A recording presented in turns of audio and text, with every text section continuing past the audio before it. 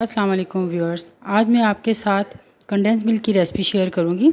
इसके लिए कोई बहुत ज़्यादा इंग्रेडिएंट्स की ज़रूरत भी नहीं है। इसके लिए मुझे चाहिए 1 कप दूध का, 1 कप चीनी का और 2 टेबलस्पून इसमें मैं मिल्क पाउडर यूज़ करूंगी। अब आप एक पैन ले लें और इसमें दूध डाल दें। साथ ही मैं इसमें चीनी डाल दूँगी। मिल्क पाउडर डालकर इसको अच्छी तरह से मिक्स कर लूँगी। आप किसी भी अच्छी कंपनी का मिल्क पाउडर जो है वो यूज़ कर सकते हैं।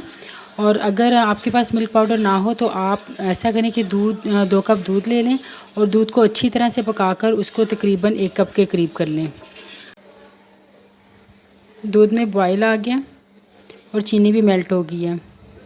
अब मैं इसकी आंच हल्की कर दूंगी और इसको तकरीबन 10 से 15 मिनट के लिए इसी तरह पका लूँगी। और थोड़ी थोड़ी देर के बाद आपने इसमें चम्मच चलाते रहना है।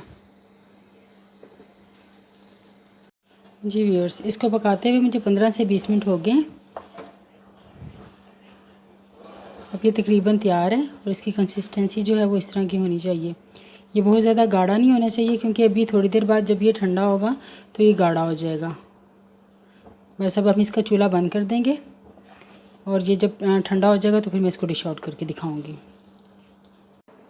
जी व्यूअर्स, ये ठंडा हो चुका है। अब ये देखें इसकी कंसिस्टेंसी कैसी हो गई है। ये और ज़्यादा गाढ़ा हो गया और ये बड़ा ज़बरदस्त सा कंडेंस मिल्क तैयार हो गया। अब मैं इसको डिश आउट करूँगी।